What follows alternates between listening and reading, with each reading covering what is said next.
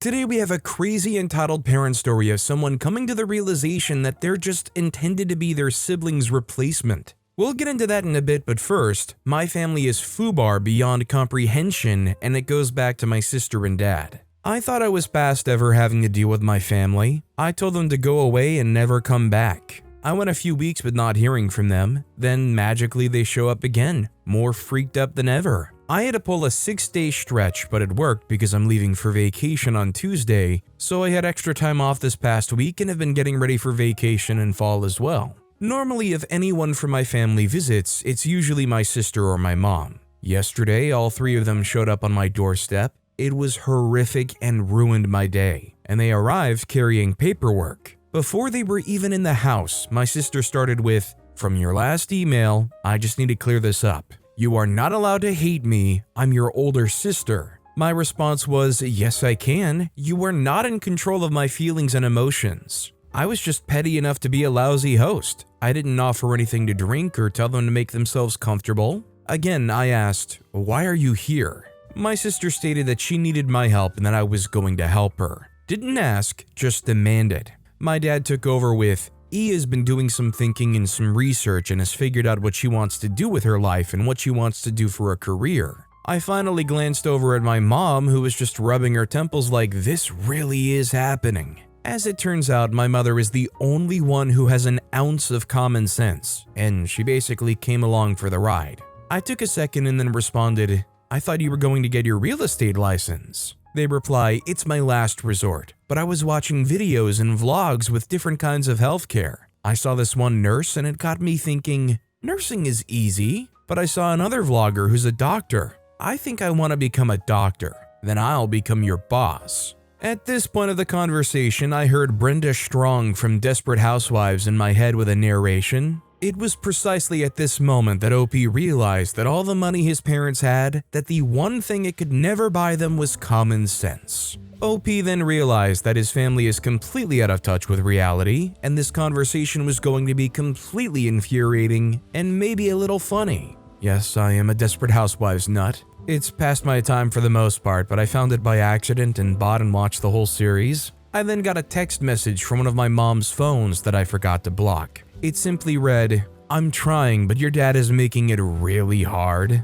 Go for it." So I went for it. I tell her, "Well, even if you were to make it through medical school and become a doctor, you will never be my boss. It doesn't work that way. My next question is, what do you think I'm going to help you with?" She put the folder on the table and showed me all the papers. College applications. I tell her, "You are planning on going into the hardest profession on earth, medicine. And you want me to help you with your college applications? If you think this is all so easy, you should be able to do it yourself without any help.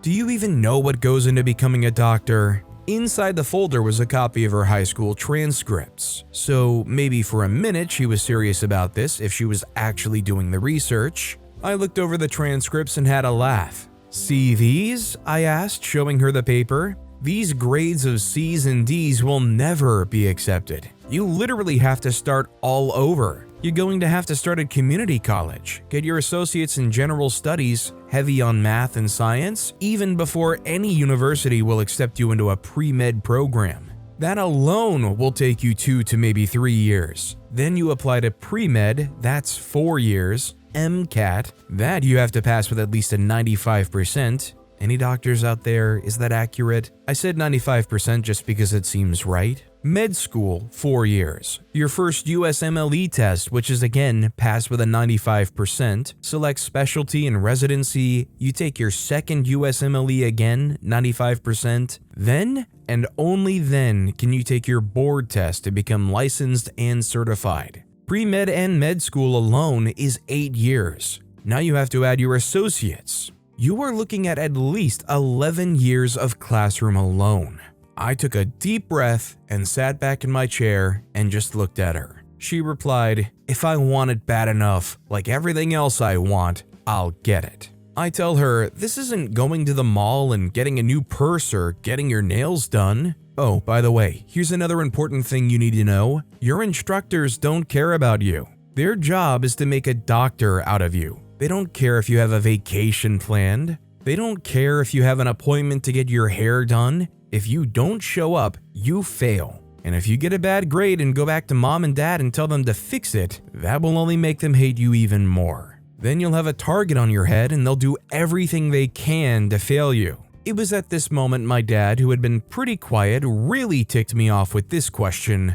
"What's wrong, OP? Afraid of a little sibling rivalry?" I don't know why this ticked me off. It should have made me laugh, but it had a reverse effect on me. I said, "What sibling rivalry? There is no sibling rivalry or competition. You want to know why?" I looked at him and my mom. "Because I already did it. I did everything and you did nothing. You raised E and outsourced me with a nanny. I got the better end of the deal on that. I had a better time with her than I would have ever had with you. I went to school and got all A's. I got a job the first chance I could because I knew you were going to completely screw me over later. I know the minute I turned 18, I was cut off. I've been working for 8 years. E over here hasn't worked a day in her life and she's going to become a doctor." I pointed over to the vacuum laying in the middle of the living room floor. "E, see that blue thing over in the middle of the living room? Do you even know what that is and what it does?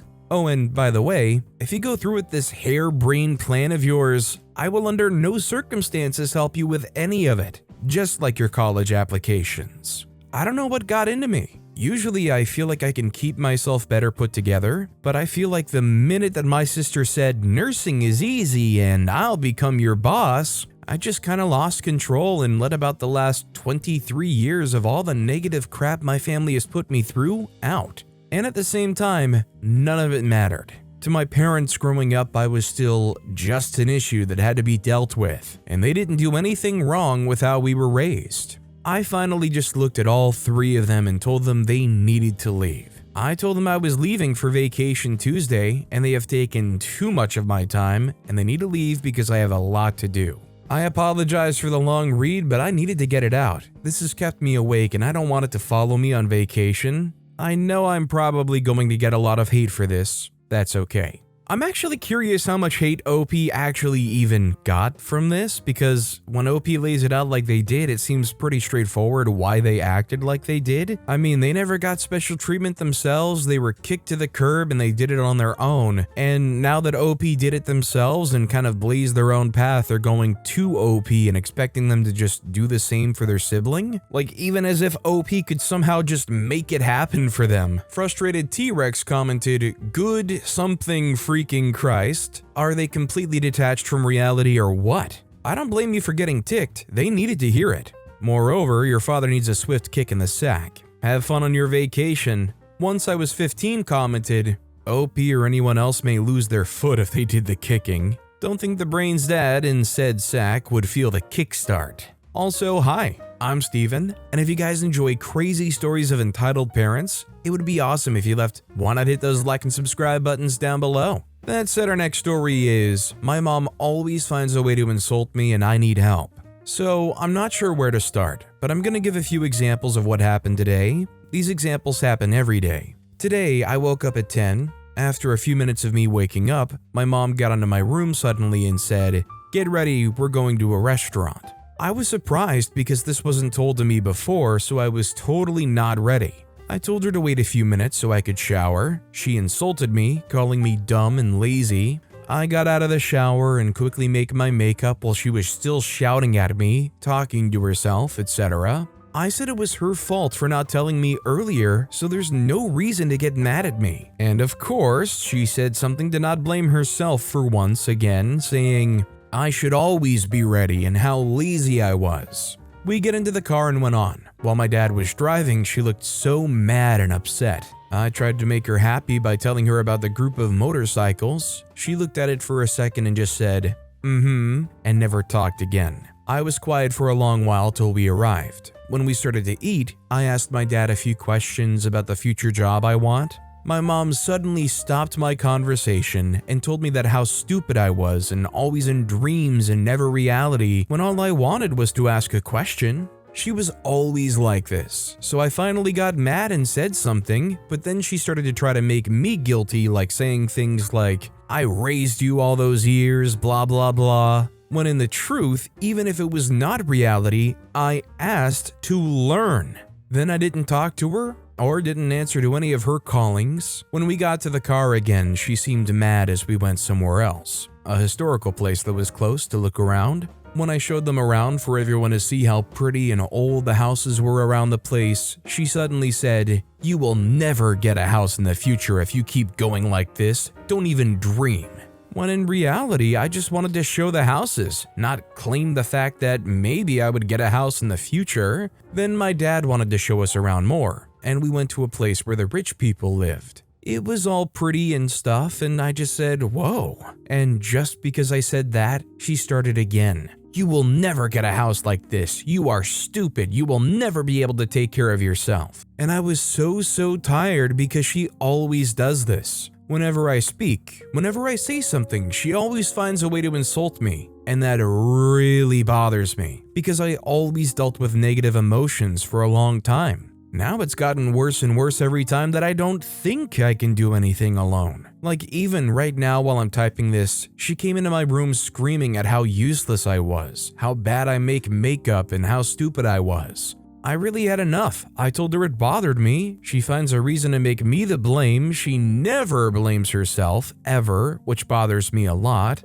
Please, why is she like this? Psychologist also said her the same thing while I was there. She's too negative. But she also said, "No, I'm not. I'm doing the right thing." She never fixes herself no matter what. She has her sudden mood swings too. It's so confusing, let alone that whenever we go to a family trip, she always looks so annoyed. I ask her why she's not happy, and all she says is, "Do I have to be happy all the dang time?" Well, you don't, but you also have no right to make everyone around you sad when we're all clearly having fun. You can just take a moment and go away and be sad somewhere else. That's all I wanted to say. Imagine this every day happening. There's not even one day that I remember her being positive.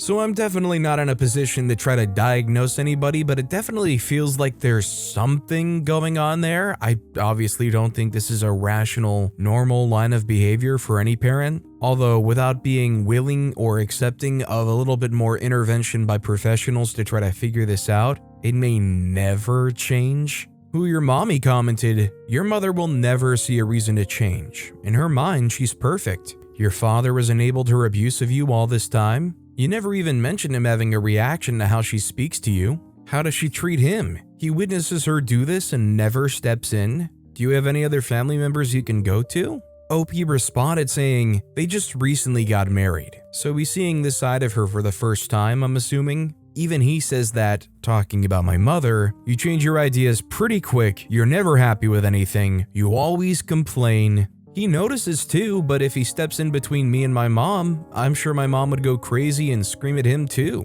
Our next story is, "My mom is making me feel horrible if I have to move." I don't know what to do in this situation at all. I met my fiance when he was here in the US on a student visa, and we've been together for 2 years, going on 3 in March. He had to go back to his country of South Korea due to getting a new visa, but sadly that visa got denied. Our immigration lawyer suggested we'd apply for a K-1 fiancé visa since we're engaged, and we did. He had his interview and it seems to have went well, but it turns out the embassy sent our case back to another place for deeper review. We have no idea what that means, but our lawyer thinks it's not a big deal and it's common to happen. But the more we research it, it might mean it's denied. At this point, we're just praying it will all work out for us with this visa. Our lawyer suggested if it doesn't work out that we apply for the marriage visa. I don't want to do that because it's more time apart. You get married to your significant other and then you come back alone without them and then wait 1 to 2 years for the case to be approved. I have done so much waiting since last June, I have nothing left in me. I'm considering just moving there. But to my mom, it's a horrible decision that will hurt her and my dad. She would say things like I'll only see her a few more times before she reaches the age of passing away and she'll never see her grandkids. Then she would mention how I have medical problems and that I can't get proper help in Korea that I can here in the US. I used to have back problems and I have other medical problems that are now resolved and I'm taking good care of myself. I'm sure there's many people who have disabilities that still move to another country. She would also say how my future in-laws would be a disaster towards me, which is kinda true. They are weird people, but I don't see that being an issue. She always tells me my life would be miserable there and that I should just apply for the marriage visa.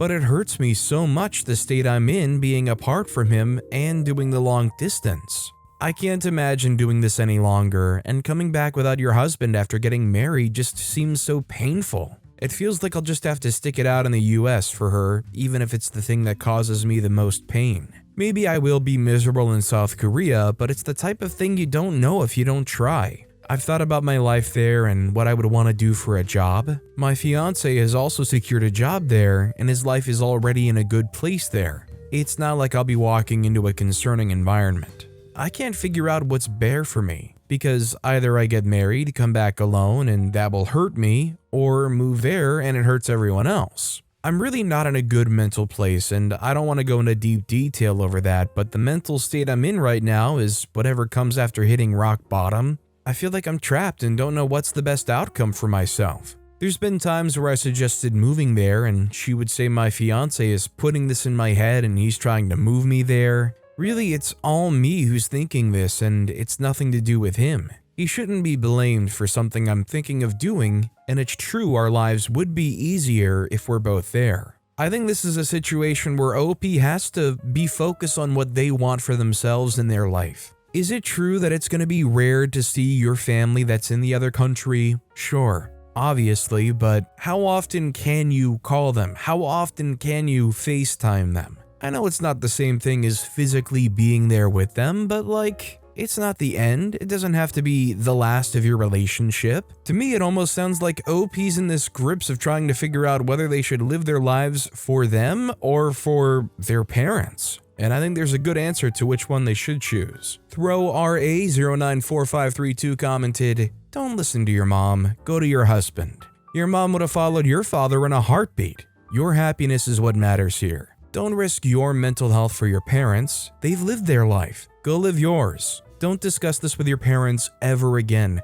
Make the necessary plan, buy your ticket. When everything is arranged, just tell them, I am going on the X to see husband. If you don't feel like dealing with the crying, you can say that you're going on vacation to try out the life there. Then wait a few weeks and just say, I like it here, I am staying. Your mom can FaceTime you once a week to chat. I live 4 hours away from my mother and I see her maybe 3 times in a year in person. We video chat every 2 weeks and it's like she's there with me. An aunt lives 12 hours away from her grandkids. She travels once a year to them during Christmas or during summer. She babysits them for 3 weeks and goes everywhere with them when they aren't at school. They love their grandma and they video call her too. If your parents start with emotional manipulation, disengage. It doesn't work to explain. You are just giving them ammo to counter your points. I wasn't opening a discussion. I informed you of my decision. Now we can spend some quality time together before I go if you stop arguing with me, or I will spend those few days with friends who support me and think of my happiness first. Don't say anything more and change room if needed. Good luck. Our next story is, entitled father became so upset that I wasn't going to give him biological grandchildren that he married a mail-order bride partially in order to claim her grandchildren as his own. I'm going to go off on a limb here and say that entitled parents pressuring their children into giving them grandkids isn't exactly a novel concept on the sub, but I hope that you'll allow me to toss my own 2 cents into the pile. Ever since I was young, my father, divorced from my mother who has 1 child not with him, has always commented on how he can't wait to have grandkids. I am his only child and none of his siblings have children either, for that matter, so I'm basically the last in line for his side of my family. I never really thought too much of it, but as I grew into adulthood, my father became much more interested in my relationship status, encouraging me into heterosexual relationships, including setting me up on dates without my permission, and getting upset whenever I entered into homosexual relationships. I'm bisexual. Of course, he always threw out the typical biphobic, okay, but once you're done experimenting, you'll settle down and have kids at some point, right? And I just kind of brushed it off because it wasn't worth arguing with him over it, or arguing with him over anything for that matter. That being said, I had long thought about the idea of having biological children when I was younger, whether it would be through natural or artificial means, depending on the sex of who I settled down with, and I sometimes even found myself excited by the idea. Eventually though, I settled on the idea that I had too many hereditary health issues that I didn't want to pass on to any potential biological children. Given that there are also plenty of kids in foster care who need warm, welcoming homes, I figured that I could look to adopt if I ever did end up wanting children of my own. Though it is questionable whether I'll ever reach that point or not. My father, obviously, wasn't happy with me coming to that conclusion, and he kept trying to convince me to have biological children even though I explicitly told him that I didn't want to do so. Anyways, a few years ago I had a medical necessary procedure that made it 100% certain that I would never be able to have biological children. I didn't tell my father because I was well aware of how he would react if he found out I'd done such a thing, whether or not it was medically necessary. I considered the fact that I'd essentially doomed my father's family line to die out with me, but I'd never really been someone too focused on passing on my bloodline or whatever. Around the same time as I had my procedure, my father entered into a relationship with a woman from the Philippines that he'd been set up with by other Filipino women local to where we ourselves live. My father, of course, kept going on and on about his girlfriend's grandkids and how whenever he went to visit her in the Philippines, said grandkids would call him Grandpa. Long story short on that end, the Filipino women in question immigrated to the United States to marry and live with my father. Though it was far more of a bang-maid situation than it was even remotely a loving marriage. The woman herself was incredibly sweet, however, and I loved calling her my stepmom and spending time with her. Just recently, a couple years after she married my father, she ended up divorcing him and returning to the Philippines. As you might imagine, my father is not a good person, and I absolutely cannot blame anyone for wanting to get away from him. My father was, of course, very torn up about the whole situation. Though he obviously never accepted any responsibility for the matter, always just blaming my stepmom, and came over to the house where me, my biological mother, and my stepfather lived together in order to complain about everything. During one of his rantings and ravings, he said the following: "I mean, part of the reason that I married her was so that I could say that I at least kind of have grandkids, since you haven't given me any yet. I'm getting older and I don't want to die without grandkids." To say that me, my mom, and my stepdad were shocked that he actually finally came out and said it would be an understatement. Feeling extremely petty in the moment, I told him about my procedure and about how I would never be giving him any grandkids and how he would inevitably be dying without them. The whole thing blew up into a massive argument, as you can imagine, that ultimately ended with my father getting kicked out of the house by my stepdad. Things have cooled down since then, but my father hasn't brought up the grandkids thing again directly, though he loves to needle me indirectly about it. So yeah, there you go. I didn't want to have biological children, so my father married a mail-order bride partially in order to have grandkids that he could claim as his own, and then once divorced, blamed me for the fact that he was going to die without any grandkids. Honestly, if he hadn't been such a terrible husband to all of his wives, maybe he could have had another kid to give him grandchildren, but c'est la vie. Now, I don't think OP should ever make it clear to their father, but even after having like a vasectomy, you still can do like an IVF thing. Like, it's still possible to retrieve it, it just stops it from happening the normal way. So like, God forbid, you still could choose to do so. Like I said though, in no way would you want him to ever know that's a possibility still. Major AI Bowie commented, "So, correct me if I'm wrong, it sounds like you wouldn't accept it if you had adopted, but yet marrying someone else with grandkids isn't kind of the same?" OP responded saying, "It absolutely is the same, but the mistake that you're making is in assuming that my father is a rational human being." Our next story is, I am my sister's replacement. I'm the elder of two sisters. My mother had a hard time conceiving, so when I was born, I was everybody's favorite. First kid, blah blah. That's until my sister. I took after my father, so I look a lot like my paternal aunt, who had beef with my mother. When my sister was born, my mom said she cried not because of the pain, but because my sister resembled my late maternal grandma. I don't know if it's that, but I've always felt my mom favors my sister. Whenever we fought, I'd be the one on the receiving end. Even when my sister hit me first and I reverted, I'd be the one to get the beating. My mom had a special stick to beat me with whenever I disobeyed her. One time I was so sick of getting beatings on a daily basis I threw that stick away. I was beaten for that, and the next day she brought another one to continue her abuse. She even broke it once while doing so. And when it was my sister's fault, she was let off with just a warning. When asked why you didn't do the same to her, she would go, "Oh, you know how fragile your sister is." My absent father was having an affair, and he didn't really care for us three. My mom once hit my nose so hard I had a nosebleed for 10 to 15 minutes, all because I couldn't understand a math concept from class 4. I was always pressured to do well academically, which I did, but for my sister it was, do your best. She was average in studies. My father died during COVID, so I was always told that we're financially struggling. But she would go on trips, parties, even college. She didn't even let me go to college.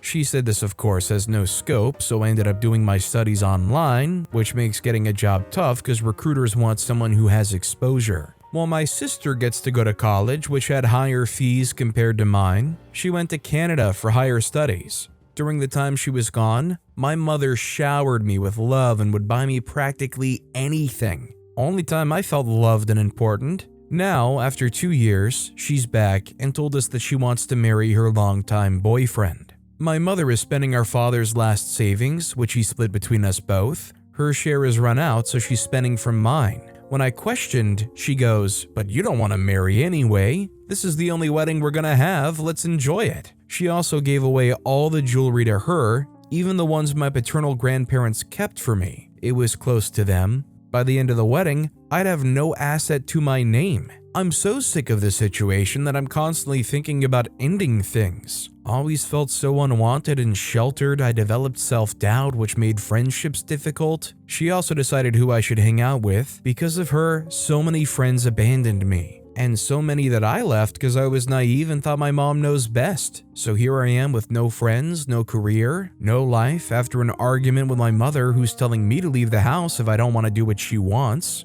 Edit, talk to a lawyer, like some suggested, and he said, without a will, the widow is the rightful beneficiary of my father's assets. Moreover, all the bank accounts, including mine, has her number registered. To change it to mine, they'll send a notification first and need a signature. Talk to my paternal aunt and she doesn't want to get involved with my mother again. My mother had a huge fight with her post-father's death. I really hope that OP can talk to the paternal aunt again and try to explain this isn't about getting involved with the mom again, it's about helping OP get away so OP doesn't have to be involved with them again. It would be great if OP could make a breakthrough with that paternal aunt and explain, I don't want to drag you back into this, I want to see if you will help me get out of it. Excellent ad 1132 commented, you were the scapegoat to her, the golden child. Get a job, save every penny you can, and get out of there as fast as you can. When you get out, I would go no contact with your mother, cut her out of your life forever. When she complains, tell her that due to her abuse and treating you like crap, that you decided that for the betterment of your mental health, you are better off without her in your life. You might have your sister, depending on how she's treated you, but a mommy dearest should be cut out forever. Appropriate Bug 680 commented, there's a really good book called Like Water on Chocolate. It's essentially your story without the love parts from the book.